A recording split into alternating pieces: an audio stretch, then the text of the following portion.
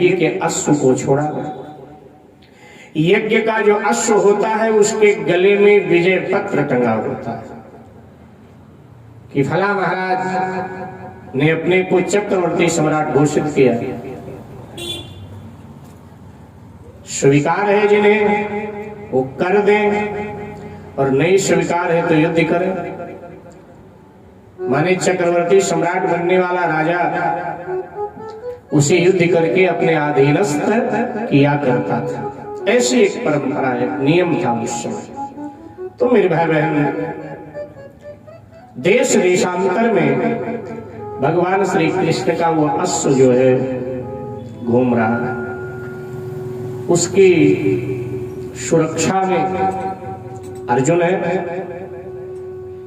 भगवान श्री कृष्ण के बड़े पुत्र प्रद्युम्न है, छोटे पुत्र सांब है, उनके भगवान श्री कृष्ण के पौत्र अनिरुद्ध है, और यदुवंशियों की विपुल सेना है।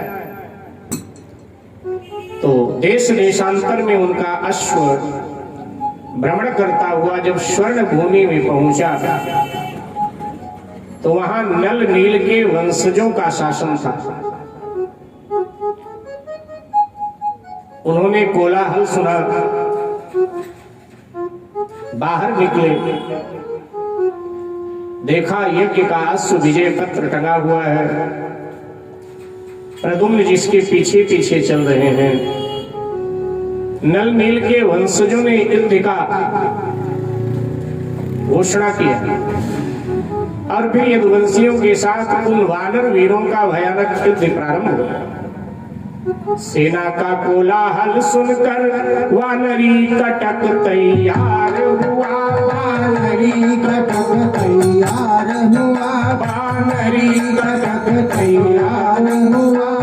तुम तीर से छूछूंगा है हाहाकार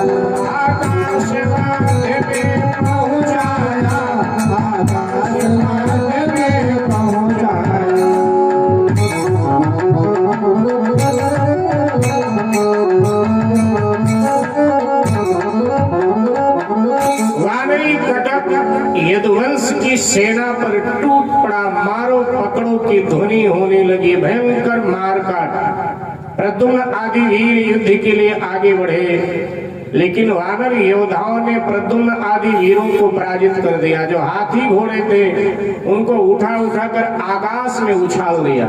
ये दृश्य देखकर बाण वर्षा करता हुआ अर्जुन आगे बढ़ा, लेकिन उन वानर वीरों ने रथ सहित अर्जुन को उठाकर आकाश में फेंक दिया और उलटता पुलटता हुआ अर्जुन का रथ और अर्जुन आकर धरती पर गिरे। यदुवंश में हाहाकार यदुवंशियों में मच गया और सब यदुवंशी हनुमान जी के शरण में गए।